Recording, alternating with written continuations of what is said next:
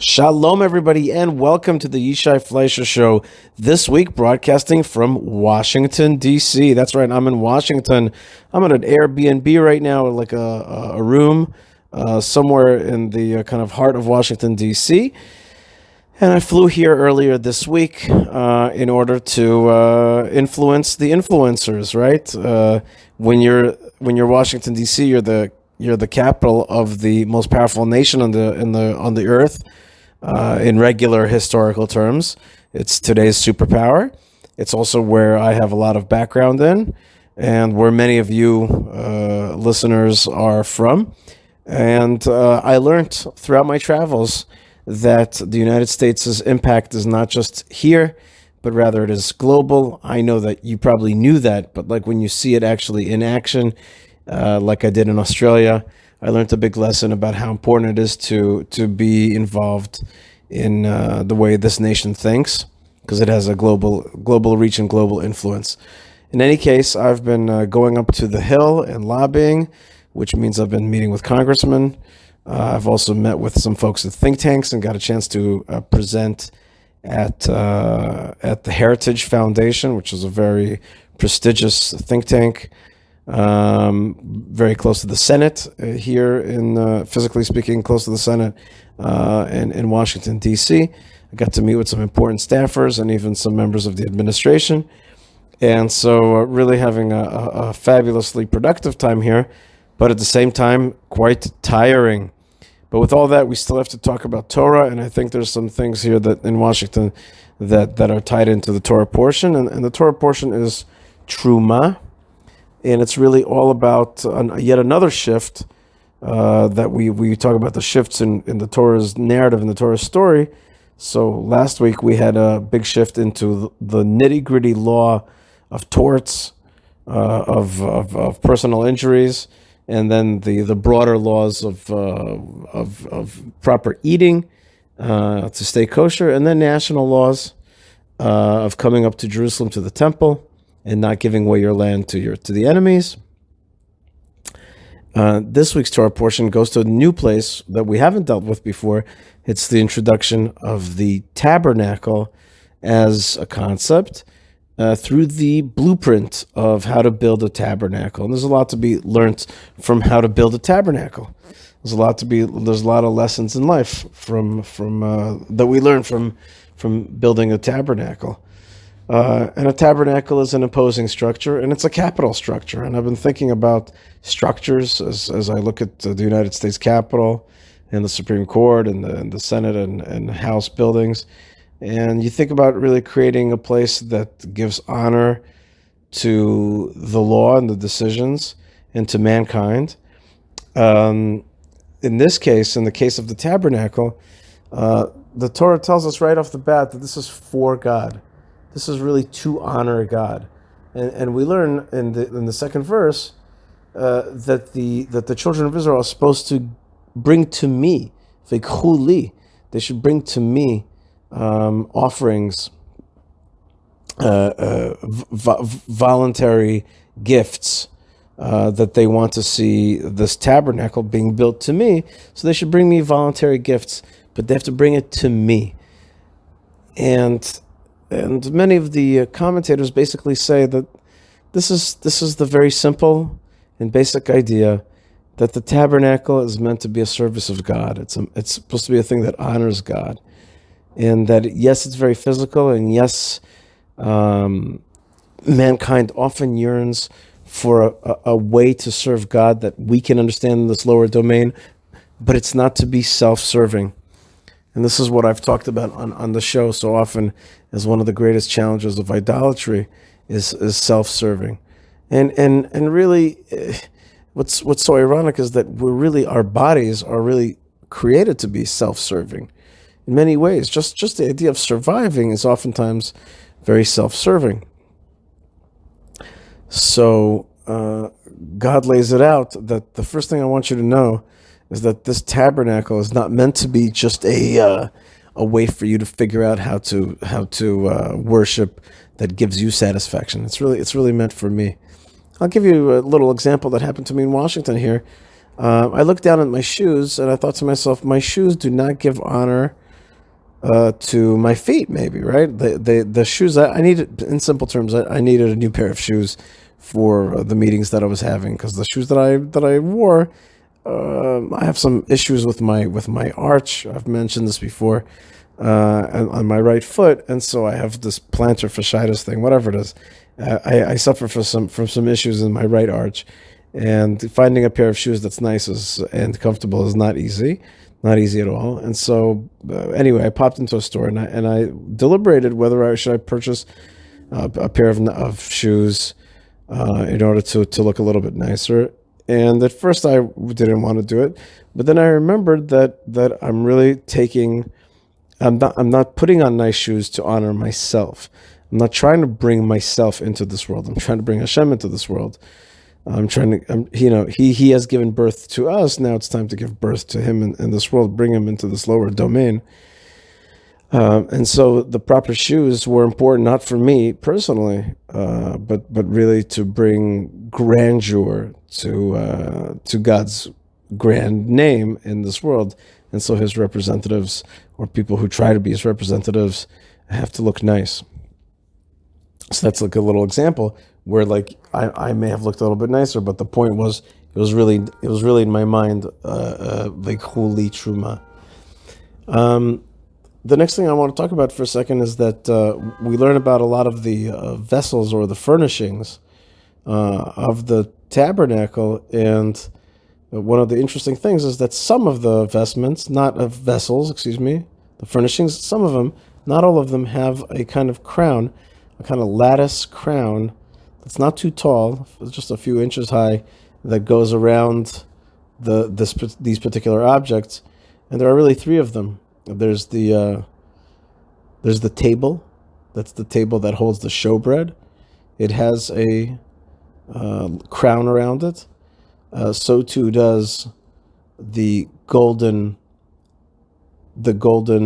altar, the Mizbeach HaZahav, which is really an incense altar in the it stands right before the Holy of Holies. And then there's also the beautiful Aron HaEdut, the Ark of the Covenant, and it also has a kind of lattice work crown around it, beneath what people visualize where the cherubs are. Like around the edge of the kind of box, there is this lattice work crown. And our rabbis teach us that these are really representative of three crowns, as Rabbi Shimon says in Pirkei Avot. There's really three crowns. There's really three crowns in this world, and the first crown of the table is the crown of monarchy, because the crown around the table represents blessings of welfare. And who gives you welfare? Who protects the state so that there's welfare? It's the monarch. And so there's the Davidic monarchy or other monarchies, and that is the crown of monarchy. And then that's a kind of person, right? That's the head of the whole thing. Then there is the incense altar, the golden altar, which has a crown. That's the crown of priesthood. That's the crown of inner sanctum and bringing us to a different spiritual height. And on the one hand, we're a nation of priests. On the other hand, we have priests within our nation of priests. And so they are the ones that serve inside the temple. And that's their crown. And then there's the crown, the holiest of all the crowns, is not the crown of monarchy or the crown of priesthood. Rather, the crown that's in the Holy of Holies is the crown of Torah, which is the crown around the Ark of the Covenant. Of course, that's the crown of Torah. And yet, how interesting it is that this crown is the one that's accessible to all of us. Anybody can don the crown of Torah. It is open for all of us. And that's an amazing thing. Rabbi Shimon in that Mishnah, in the Ethics of Our Fathers, also adds one more thing, that there's yet a fourth crown, and that's the crown of a good name. The crown of the good name goes above all of those things. Keter Shem Tov, the crown of a good name. It's a person who has a good name in life, gets to don that incredible crown. Okay, so we learn about the furnishings in this Torah portion, and we learn. And I just want to make one more small thought about the furnishings, we learned that there's a screen between the Holy of Holies and the rest of the tabernacle. There's like a screen. You can't just get to the Holy of Holies. You got to pass a kind of screen and get there. And I saw the Chalban, a very incredible, famous personality, rabbi and spiritual teacher that passed away only a few months ago. He writes that the screen is there to tell us that what's within the Holy of Holies is the Ark of the Covenant. He says that's the mind. That's the mind. And the mind is separated from the rest of the body. And he says there are very lofty heights which we can reach with our mind, the loftiest of heights we can reach with our mind.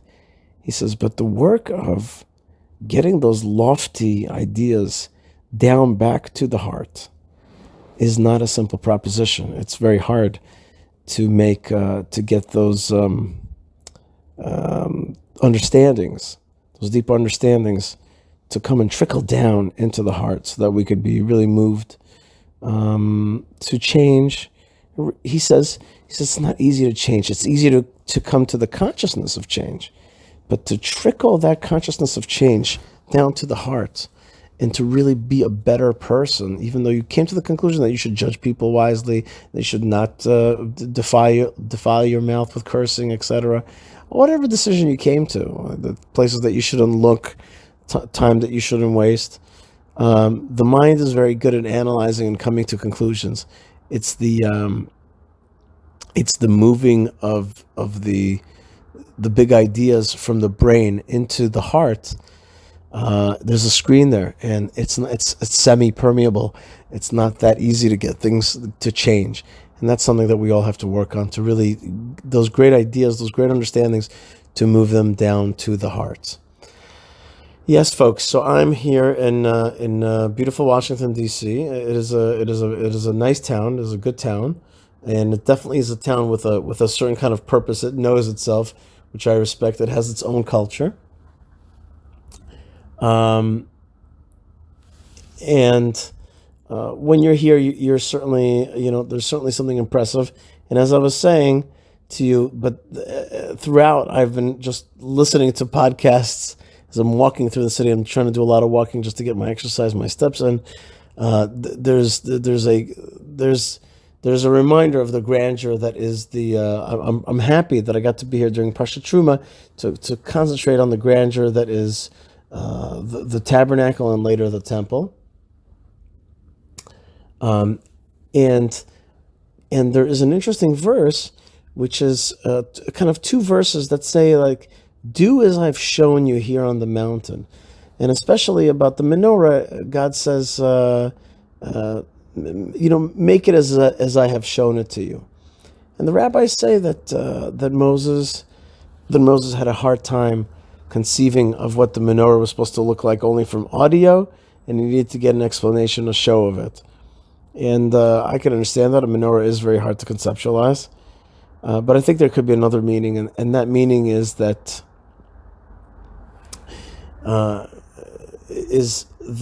actually Moses was shown all these things at the burning bush.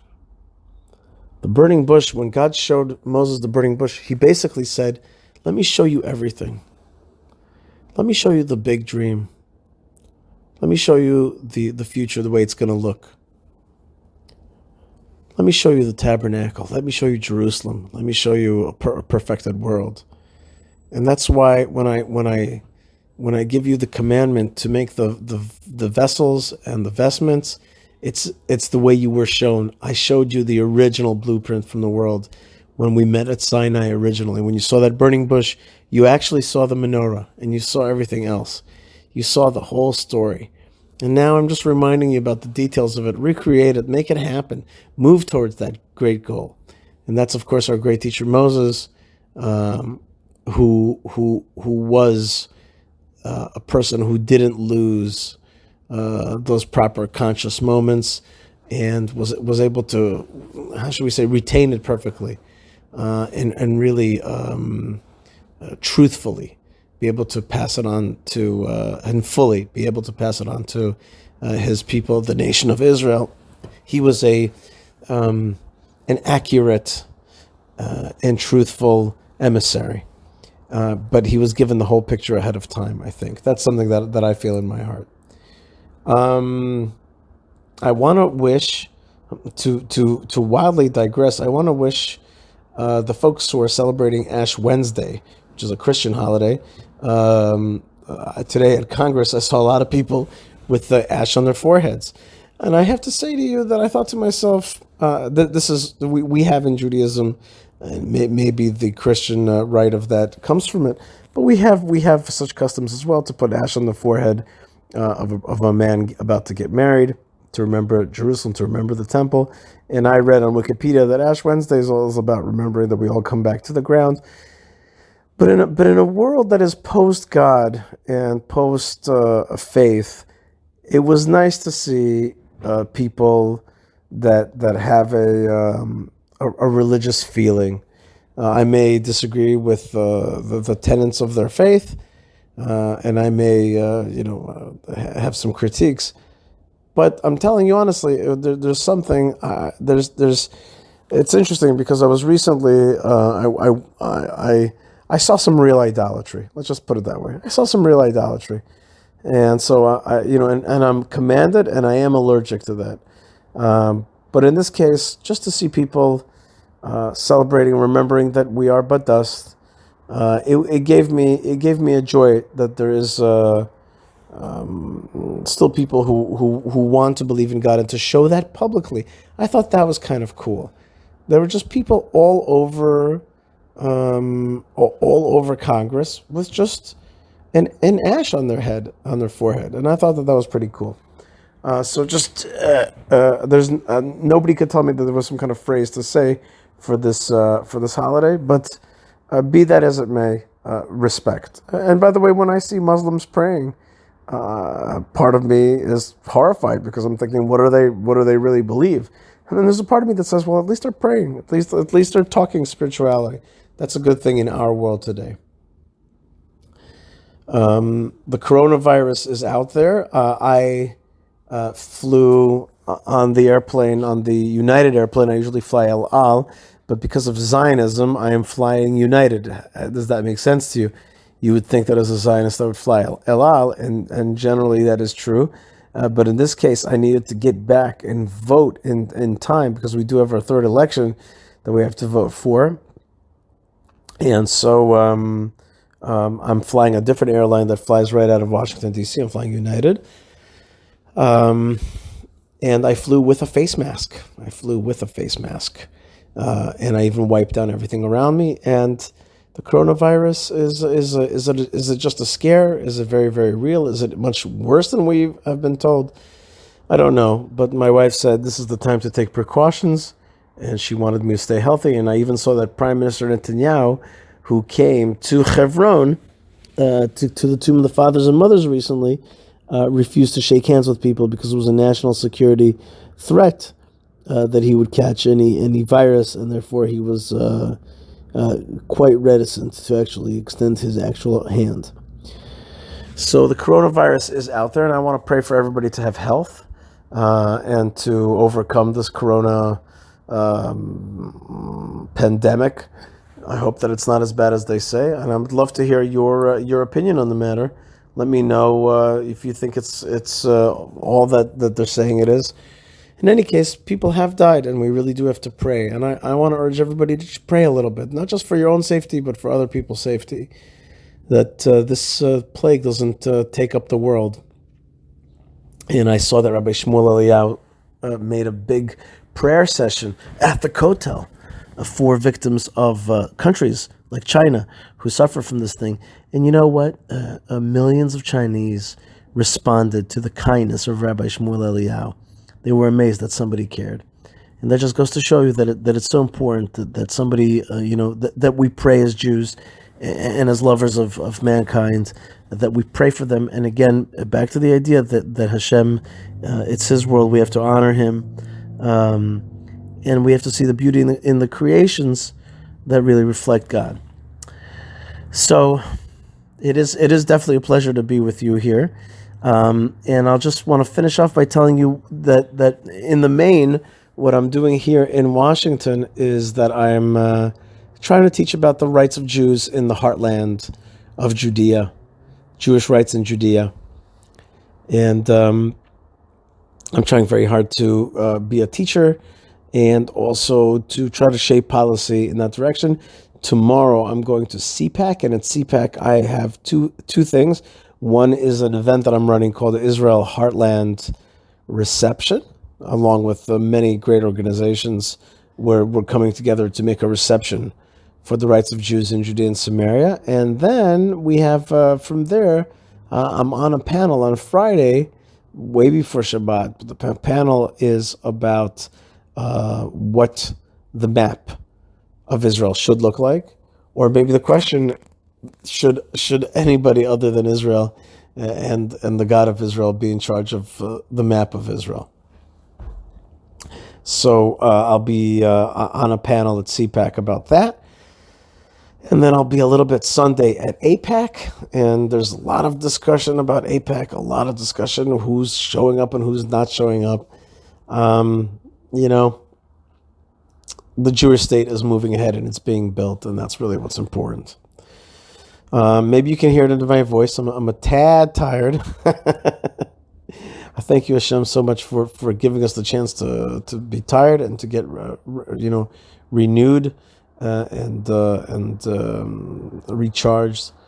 I hope that you guys are out there are charged up for an amazing cause and an amazing time, and that we together realize that we really are building an amazing tabernacle, and that is the Jewish people in the land of Israel. That itself is a great tabernacle until that day where we actually see a full and beautiful and very, very real, very, very touchable, very hearable, and very beautiful a third temple in the land of Israel, in Yerushalayim, Ir HaKodesh. That's what Moshe Rabbeinu saw, and that's the vision that we are working towards. God bless you folks wherever you are around the world. Write me an email, yishai@thelandofisrael.com, and send me your blessings, your strength. When you send strength into the ether, it's like you're really sending an embrace, a slap on the back, a kind word. It really makes a tremendous difference. So write an email, yishai@thelandofisrael.com. Let me know what you think of this week's show. Let me know anything. I'd love to hear from you, and we'll read more of your responses next week, Bezrat Hashem, with the help of God, and lots of strength. I am looking forward to finishing up this week and heading back to the land of Israel and being with you again. Shabbat Shalom and God bless. Oh, and of course, oh my gosh, how did I forget this? Happy new month of Adar. Happy new month of Adar. This is the month of Purim. This is the month of overcoming all of our obstacles, of flipping the fearmongers on their head. That's an amazing holiday. We'll talk more about that next week. So, Shabbat Shalom from Washington. Of course, doing walking towards the land of Israel from Washington, D.C. Shabbat Shalom and God bless.